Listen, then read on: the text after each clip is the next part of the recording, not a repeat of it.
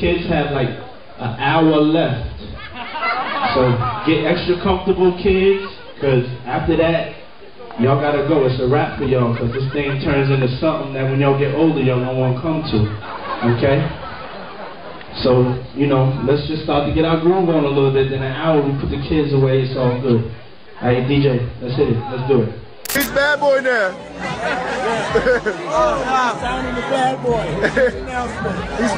A senior federal law enforcement official told CNN heavily armed teams from Homeland Security investigations searched Combs' homes in part because it was believed there were armed private security at each of his residences. Yo, hey, everybody know ain't no party like a Diddy party, so.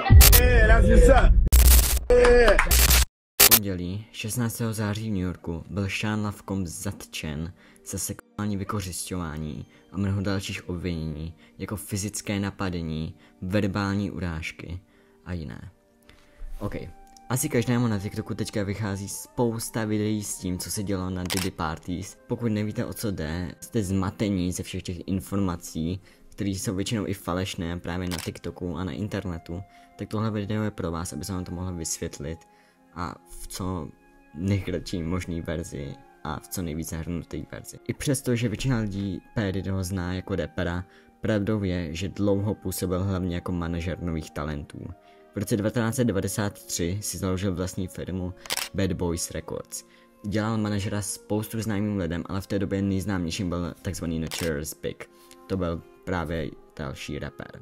Právě po jeho smrti se Sean rozhodl, že začne vlastní raperskou kariéru se svým prvním albem No Way Out. Ta kombinuje prvky z hudby 80. a předělává je do 90kové formy. Tohle album se stalo strašně populární a Diddy také. V životě se mu začalo hodně dařit, začal vystupovat v různých filmech a seriálech jako camea, produkoval písničky pro například Ushera nebo Mariah Carey. Začal být mnohem známější a začal si budovat jméno mezi celebritama a vlivnýma lidma. Pseudonym si změnil několikrát. Začínal jako Puff Daddy, ale roku 2001 si pseudonym změnil na dnešního známého P. Diddyho, potom, co byl obviněn z držení zbraně a brání úplatků. Jméno si chtěl očistit a tak se ho právě změnil z Puff Daddy na P. Diddy, ale brzy poté ho stejně zavřeli za to, že řídil, i když měl prošlý průkaz. On měl problémů se zákonem ve svém životě ještě před vlastně tím, co dneska vyšlo na povrch spousty. Většinou to souviselo právě s nějakým takovým tím řízením v podnapilosti, ale mluvilo se i o vraždách. P. Diddyho totiž soudila jedna společnost, která říkala, že P. Diddy měl prsty ve vraždě The Notorious Big, protože The Notorious Big, nebo taky se mu říká Biggie, v jedné své písničce říkal, že The Bad Boys Records je strašný a že od ní musel odejít, protože se tam dějou šílené věci. Samozřejmě tohle Diddy nevzal dobře a tak se šuškalo o tom, že právě Biggie ho zabil. I přesto se mu teda v životě dařilo dobře a jak říkám, udělal si dost velké jméno. Na pozadí se však začaly dít temnější věci. V roce 1998 začal zvát různé celebrity a nové talenty, hlavně právě v té hudební industrii, k němu domů na party. Party začaly být proslulé i mezi lidmi, co jako v hudbě ani nepůsobili. Začaly tam chodit i například různé celebrity, různí herci, začaly tam chodit i lidi, co jenom jako bydleli blízko toho sídla v tom New Yorku. Tyhle party se teda ze začátku v New Yorku odehrávaly, ale potom se přesunuly do Beverly Hills a St. Tropez. Tyhle party sami o sobě nebyly nějak divné, byly to normální party pro celebrity, něco jako Met Gala by jsem řekl. Ano, samozřejmě dělaly se tam i nelegálnější věci, byla to furt taková party, která byla jako vzdálenější od médií a tak dále, ale furt se o ní mluvilo jako normální party, jenže byla jako mnohem víc hype. Sám Diddy, oni říkal, že to prostě budou největší party vůbec a že prostě nebudou zatýkat lidi, on to říkal v několika interviewích. they won't even give me a permit for the parties, man. They don't want me to throw the parties no more. But we ain't gonna stop. We're gonna keep on having fun, bringing people together from all walks of life. You're gonna hear about my parties. They're gonna be shutting them down. They're gonna probably be arresting me, doing all types of crazy things just because we want to have a good time. Ale jak říkám, samo o sobě se tam zas tak nic divného jako nedělalo. Ano, občas se tam dělaly drogy a tak dále, ale nebylo to tak strašný. Ty party začínaly v 9 ráno a končily až někde okolo 2 ráno, nebo končily pro většinu lidí aspoň. Právě po 2 hodině ráno se začala takzvaná afterparty. Tahle afterparty zahrnovala jenom několik členů Diddyho favoritů a potom různých obětí nebo nových lidí v showbiznesu, který on přesvědčil, aby tam zůstali. Například Justin Bieber byl jeden z nich. No tahle vybraná skupina pak jela pryč z toho sídla a jela do hotelových pokojů. V těch hotelových pokojích se pak začaly dít takzvané freak-offs. V tuhle chvíli už začnu mluvit právě o různých věcích, jako znásilnění a tedy, takže pokud tohle není vaše věc nebo vám to dělá nepříjemně, tak doporučuji tuhle část přeskočit. Dávám nejspíš tady nějaký čas, kdy už se o tom nebude mluvit. Tak. Jakmile se přestěhovali do těch pokojích, tak byly vybrané pokoje, kam oni šli a potom měli pronajmutý několik dalších pokojů, který vůbec nepoužívali. Důvod byl, že těch právě vybraných pokojů seděly ty znepokojivé věci, o kterých si povíme za chvilku, a většinou byly hodně jako špinavé. Bylo možné, že tam bylo třeba něco rozbitého nebo něco, protože tam prostě se děly šílené věci a většinou to byly takový ty pokoje, které byly fakt špinavý a museli se uklízet. Zbytek těch pokojů, aby to ale nevypadalo tak divně, aby se to tolik s Diddym nespojovalo, tak bylo vlastně úplně čistých, protože je vůbec nepoužívali. Fakt jako jenom třeba 1 nebo 2 vybrané pokoje se používali a právě byly fakt hodně špinavé a bylo vidět, že byly použité. Když jste otevřeli dveře do těchto pokojů, které byly právě vybraný, tak se tam viděly už předem nachystaná světla a také skryté kamery. Skryté kamery jste asi neviděli, WTF? No, viděli jste tam předem nachystaná světla, která zaměřovaly na postel. Oni totiž do těch pokojů, kromě té vybrané skupiny, lákali i ženy, které byly většinou už zdrogované. Většinou byly zdrogované už z té party, oni jim například něco hodili do pití, spiknuli jim to, anebo už na té party třeba dělali drogy, jo, třeba tam dělají koks, ono to bylo jako normální na té party, že jo. Když přišli do toho pokoje, tak už byly teda zdrogované. V tom pokoji byly ještě nějaký drogy, takže oni prostě tam taky dělali drogy a prostě ještě víc se zdrogovali a po nějaké chvíli, co se v tom hotelovém pokoji ubydleli, tak Diddy začal na ty ženy naléhat, aby natočili pornografický film s mužskými prostituty. Když ty ženy začaly odmítat, tak on jim začal zaprvé vyhrožovat, že má natočené nějaké jejich jako momenty, které prostě dá na veřejnost, pokud to neudělají, což on doopravdy měl. On měl v té svojí vile vlastně skrytý kamery a natáčel úplně všechny během té party, aby měl na každého vlastně nějaký inkriminující záznam, aby je mohl blackmailovat. On tohle fakt dělal často, že na těch partích třeba někoho natáčel potají a potom je prostě blackmailoval, aby dělali to, co on chtěl. On byl prostě takovej loutkař, jo. I když takhle odmítli, tak on je třeba začal být. Máme několik prostě videí, jak fyzicky napadá ženy, třeba nějakou jako praští a on dopadne na zem a pak je prostě verbálně jí jako verbálně uráží a říká jí, ať prostě jde do toho pokoje a jde natočit to. No, když teda už jako prostě nemohli dělat nic, tak do toho pokoje přišli a začali tedy natáčet. Když se ale během natáčení rozhodli, že to prostě nechtějí a že chtějí utéct, tak a tohle je dost známý fakt, celý ten pokoj, ty podlahy byly namočený prostě v dětským olejčku, aby jim to klouzalo těm ženám, aby nemohli utéct. Takže oni byli zdrogované, manipulovány k tomu, aby měli a když už chtěli utéct, tak prostě spadli, nebo prostě nemohli utéct, protože jim to klouzalo. Šílený, strašný. Když teda ty ženy dělali to, co dělali s těma mužskými prostitutkama, tak je Diddy natáčel. Natáčel právě za účelem mít jakoby něco, s čím by je mohl blackmailovat. On to nevyužíval jenom jako blackmail, je dost známý, že natáčel právě tady ty pornografické filmy s celebritama a pak je posílal dalším celebritám a oni jim třeba, nebo prostě dalším lidem a oni jim za to platili. Potom, co se tohle všechno na tom pokoji odehrálo, tak oběti byly poslané domů. Byli naprosto vyřízení, zdrogovaní, úplně šíleně zdrogovaní, myslím. A byli prostě posláni domů, ať se dostanou domů. Jediné, co dostali, byl balíček, kdy byla tekutina, která jim pomáhala přežít, kolik drog oni měli v krvi. Jako úplně šílený, oni prostě mohli umřít z toho, jak zdrogovaní byli. Takže pokud kdokoliv... To je úplně šílený, jako. Tohle všechno se dělo až do roku 2009, když ty party najednou úplně z ničeho nic přestaly. Jako, ano, pravděpodobně se nějaký děli i za zákulisím, ale už jinak jako žádný jiný prostě nebyli, už se o nich nemluvilo. Tento rok byl tedy Diddy zatčen za právě sexuální vykořisťování, fyzické napadení, obchodu s lidma a jako spoustu dalších věcí.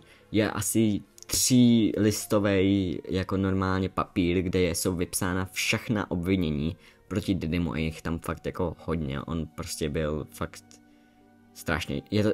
On je strašný člověk. Byl teda zatčen 16. září v pondělí a byl odvezen do vazby. U soudu pak z něho stáhli ale některá obvinění, což je šílený, ale i přesto ho nechali ve vazbě bez možnosti kauce, což znamená, že se nemohl prostě vykoupit z té věznice. Teď teda Diddy čeká na jeho další soud, kde se rozhodne, co bude s ním dál, jaký bude mít trest a tedy. Je možný, že i nějaké ty celebrity právě z Hollywoodu proti němu budou svědčit, takže ten souboj je docela šílený a jestli vyjde na povrch, tak určitě o něm budu chtít udělat video, takže dejte odběr, jestli to chcete vidět. Samozřejmě asi si říkáte, jak se na tohle všechno přišlo. No, začalo to na vlastně skoro začátku tohohle roku. Všechno to začalo, když producent Lil Rod obvinil Diddyho za to, že ho údajně zdrogoval a nutil ho ke sexu s prostitutkama. Lil Rod pak následně uvedl i jméno právě člověka, který Diddymu ty drogy dovážel, kterým byl Lil Rod zdrogován. A ten člověk, ten prostě drog dealer, byl pak následně zatčen za to, že právě u sebe držel drogy třeba prostě 1 den, 2 dny potom. Takže jo, asi tak. Asi měsíc potom v dubnu pak jeho syna Christiana zažalovali za to, že někoho sexuálně napadl. Přičemž Diddy byl žalován i za to, že byl spolukomplic a že prý se snažil tuhle věc ututlat. V tu chvíli, co proti Diddymu právě začalo vystupovat víc a víc lidí, tak i víc lidí se už ho tolik nebálo a začalo vystupovat též. Jo, je prostě... Spousta těch obětí se Diddyho strašně bála, protože měl proti ním většinou něco třeba natočené, ať už z party nebo se samostatných freak-offs, nebo prostě proti ním měl špínu, kterou se od někoho dozvěděl, anebo se třeba i báli, že je zavraždí, protože ono se říkalo o tom, že on vraždí lidi, že třeba s tím The Notorious Big, anebo pak i později s ostatníma lidma. Potomhle teda Diddyho i zažalovala studentka za to, že ji opakovaně sexuálně obtěžoval. Byla to studentka v módní škole a říká se, že to nebyla jediná, kterou takhle obtěžoval, že prý jako obtěžoval i více studentek a studentů, jako klidně i z jiných škol. Jenom oni nechcou pravděpodobně vystoupit, protože se bojí, že prostě Diddy něco udělá. Ale říká se, že to prý takhle dělal s více studentama, no, takže to je otřesný. Klec ale nakonec spadla v září, což je až 4 měsíce potom, co se všechno tohle začalo vyplavávat na povrch, kdy jeho zpěvačka Dawn Richard žalovala za sexuální napadení, verbální napadení a fyzické napadení. V polovině září tedy Diddyho zatkli. Ve stejný den policie provedla raid do jeho sídla v LA a Miami, kde právě pořádal ty svoje šílené party a prohledali to tam celý. Diddyho rodina ale ze začátku vůbec jako nechtěla je pustit dovnitř. Furt říkali, že jako tam nemá vůbec co dělat a prostě slova jim jako bránili v tom, aby oni vešli dovnitř. Když oni jim teda řekli, že prostě tam půjdou tak nebo tak a že budou muset zatknout, pokud je tam nepustí, tak oni je teda jako pustili, ale furt nějak jako pobíhali podobně a něco upravovali a teda. Vypadali fakt strašně vyděšeně a naléhali, že tam nemají chodit. Furt říkali, že prostě mají se vrátit zpátky. Když do domu přišli, tak pak jako ti policajti přišli k takové místnosti. Diddyho sestra v tu chvíli začala úplně šíleně vyšilovat, jako fakt úplně šíleně, prostě se skácela a začala brečet, že prostě tam nemají chodit a teda. Jinak tady to všechno, ten příběh z tohohle je údajný. My o tom nevíme přesně, ale říká se to kvůli různým výpovědím policajtům a teda. Takže tohle nemusí být nutně pravda, ale říká se to tak třeba i s tou sestrou, že začala vyšilovat a teda. No, i přes tohle vyšilování oni samozřejmě tu místnost otevřeli a našli schovaný tunel, který vedl po celém sídle právě toho Diddyho. Jako po celém a propojoval se i s jinýma sídlama. Ten tunel byl neuvěřitelně dlouhý a v něm našli několik inkriminujících nálezů, jako byly pravděpodobně třeba drogy, mohly to být různý kazety, cokoliv, reálně cokoliv. Nevíme přesně, co našli, protože policie to dost jako nechce zveřejňovat, ale jsou to takové věci, které asi kohokoliv napadne, ale co se zveřejnilo, bylo právě, že našli dětský olejček. Přesně 1002 galonových nádob dětského olejčku. Pokud nevíte, kolik je 2 galony, tak to je asi 7 litrů. Což znamená, že oni našli přes 7000 litrů dětského olejčku. To je šílený.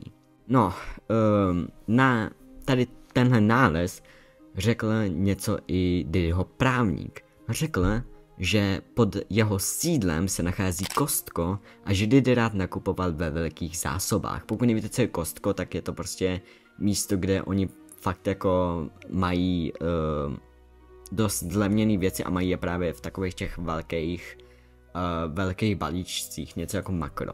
Na to ale manažer Costca řekl, že oni dětský olejček ani neprodávají. Jako, to je šílený. A reálně i kdyby ho prodávali, tak kdo si koupí 7 litrů dětského olejčku? Nikdo si to nekoupí prostě. Nechápu prostě toho právníka, nechápu proč pro něho dělá právníka, když doslova jako je to strašný člověk. A za druhé nechápu prostě jak na tohle přišel, navíc oni mají tým právníků, no není jako jeden právník, to je tým. Takže tohle vymyslel tým prostě. No, navíc ty právníci říkají strašné věci, oni jako fakt otřesní. Například, doufám, že ztratí svoji práci, jo. Například říkali o právě těch obětech, že co byli na těch freak-offs, že nebyli vůbec jako zváni, že to chtěli udělat sami a že to byl jenom jako nějaký jejich fetiš. Jako co? Prostě co?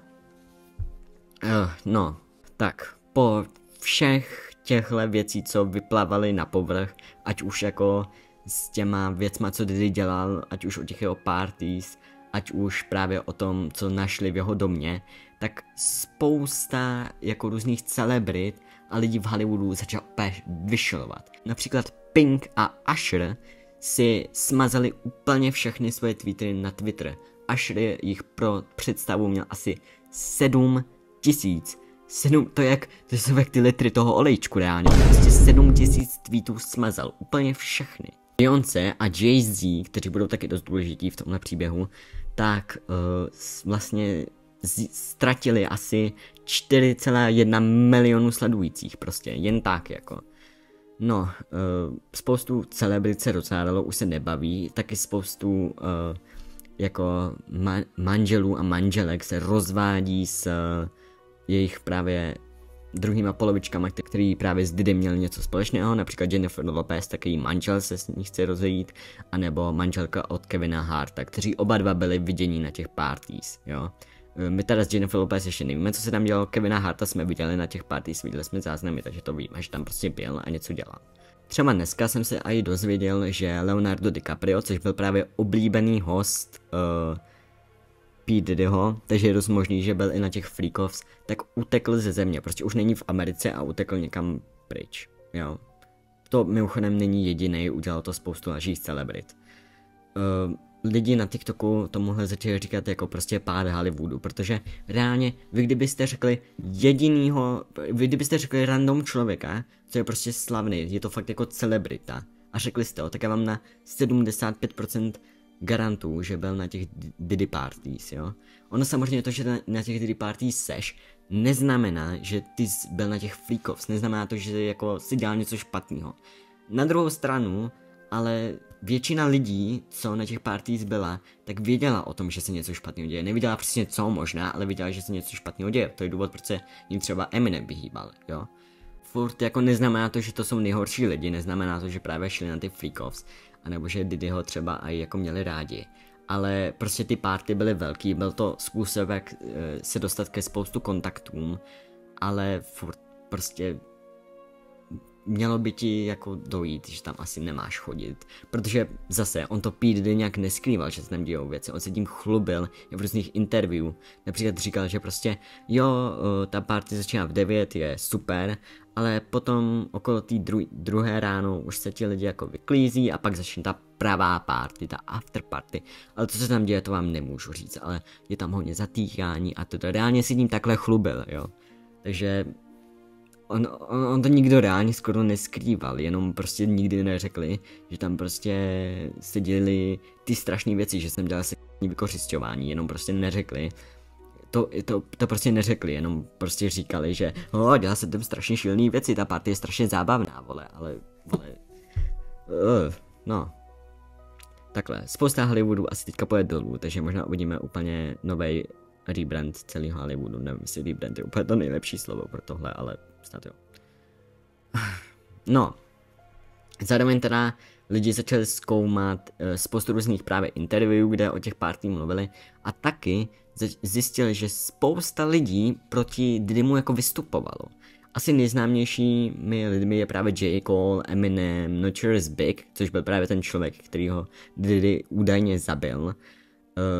Eminem právě ve spoustě svých písničkách mluvil o tom, že se děje něco strašně špatného a teďka v jeho nejnovější album, já ho to nový album moc nemusím, ale mluvil o tom, že vlastně, že je strašný rapper, až na to, že on to jako láskoval a vynechal to P, takže jako rapper, jako znávač. A potom mluvil, že jako počkej, nevynechal náhodou Pčko a neřekl místo toho rapper did he, a to did he zní jako Diddy, že jo, takže tak.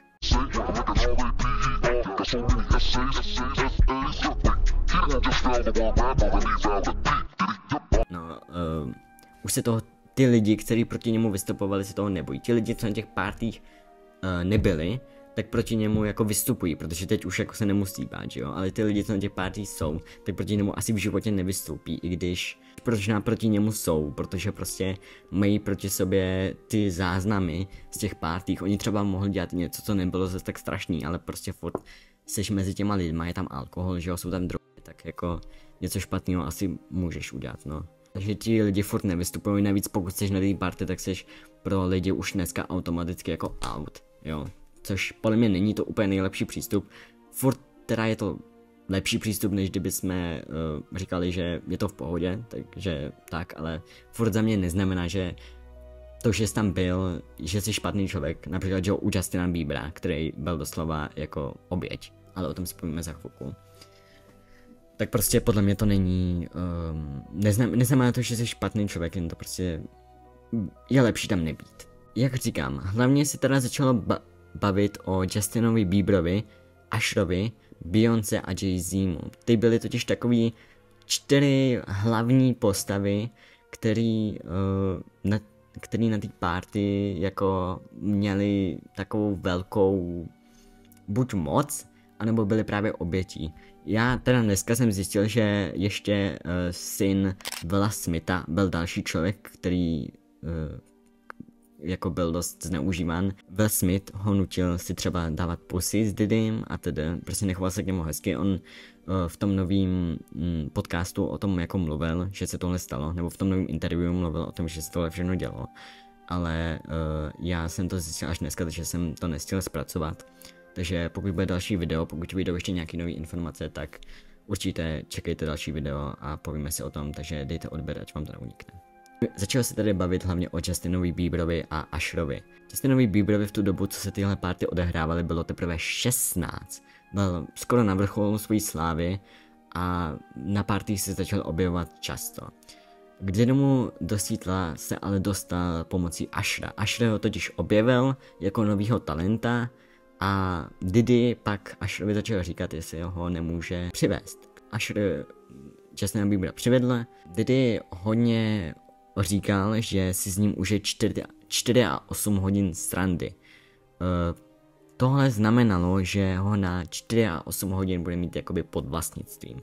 Pokud nevíte, oni jeho rodiče tak trochu napůl Justina Biebera přenechali Usherovi a Usher teda ho přenechal, protože nevím, asi ho nechtěl Diddymu na 48 hodin. On Usher Diddy ho neměl rád. Říká se o tom, že když tam s ním byl, tak potom co viděl, tak jako odešel, ale on fakt není nejlepší osoba v tomhle příběhu, protože právě toho Justina předal tomu Diddymu. Diddy mu teda říkal, že si užil strašně moc zábavy, sliboval mu spoustu věcí, to se prostě děje často a nutil ho si třeba například sundávat triko nebo brát drogy z jeho rozkroku. Máme i videa toho, jak se tohle děje, já je tady dávat nebudu, protože vzhledem k tomu, co se mu všechno stalo, by za mě bylo ještě horší to tady jako rozšiřovat. Samozřejmě všechno proti Diddymu by se rozšiřovat mělo, ale tohle je fakt... Je mi Justina líto a nechci ještě rozšiřovat vlastně jeho trauma dál. Jo. No. Diddy ho teda údajně znásilňoval a možná ještě něco horšího mu dělal. Justin se pak Diddymu začal vyhýbat, byl dost nervózní, kdykoliv se o něm mluvilo, ve spoustě interviewů se optali třeba, co je s Diddym, a on říkal jako, já nevím, a jako zavoláš mu někde, možná, jo, a prostě nechtěl se s ním bavit. Potom co ty party skončily, tak se s ním Justin už prostě vůbec nevídal, nějak se s ním nespojoval a teda. V roce 2020 se v Apple Music interview ptali Justina na Billie Eilish, jaký na ní má názor a teda. Justin dost rozrušeně odpověděl, že ji chce chránit před právě hudebním průmyslem a že kdyby cokoliv potřebovala, že mu má zavolat, protože si nezaslouží to, co se dělo jemu. Did you feel protective of her? Yeah, I definitely feel protective of her. It was hard for me being that young and being in the industry and not knowing where to turn and everyone, you know, telling me they love me and, you know, just turn their back on you in a second. So, yeah, it's hard because I want her to know that, you know, she can count on me. Let her do her thing, and if she ever needs me, I'm going to be here for her. But I just want to protect her, you know? I don't want her to lose it. I don't want her to, you know, go through anything I went through. I don't wish that upon anybody. So, yeah, if she ever needs me, I'm just a call away. Justin Bieber měl i písničku, kde na Diddyho a co se mu dělo odkazoval. Je to písnička Yummy, kde právě různí lidi jí z porcelánových talířů, kde je malý obrázek Justina Biebera vytištěný na tom talíři. No, teď se dostáváme do spíš konspirační části videa, protože se hodně mluví právě o vztahu Jay-Zho s Diddym a Beyoncé. V tu dobu, kdy se tohle všechno odehrávalo, byl Jay-Z populárnější než Beyoncé a Beyoncé se právě do hudby chtěla dostat. Jay-Z byl dost velký kamarád Diddyho, ukazoval se na několika fotkách a videí s ním, jak se normálně baví. A říká se, že jednoho dne se bavil o tom, že by svoji manželku Beyoncé chtěl vlastně dostat na pozici královny popu. Problém byl, že korunu už někdo v tu dobu nosil, a to byl Michael Jackson. Říká se, že údajně Jay-Z a Diddy naplánovali, nebo aspoň pomohli Michaelovi Jacksonově smrti, protože v ten den, kdy Michael Jackson umřel, tak právě na stejném místě byl i jeho bodyguard Michaela Jacksona, který měl kontakty s Diddym. A říká se, že teda Diddy pomocí bodyguarda pomohl k vraždě údajné Michaela Jacksona. Dále se teda říká, že on zažil i víc lidí, kteří byli jako konkurenti Beyoncé, například Tupaca, to teda nebyl zrovna konkurent Beyoncé, ale mluví se o něm dost, že ho jako zabili, Left Eye nebo Ava. Existuje dokonce i písnička od J. Cola, kde on říká, že tihle všichni lidi umořeli a přeji jim jako rest in peace, že jo. A taky se tam zpívá, že ona to ví, nějaká neznámá ona to ví. No a internet říká, že ta neznámá ona je možná Beyoncé.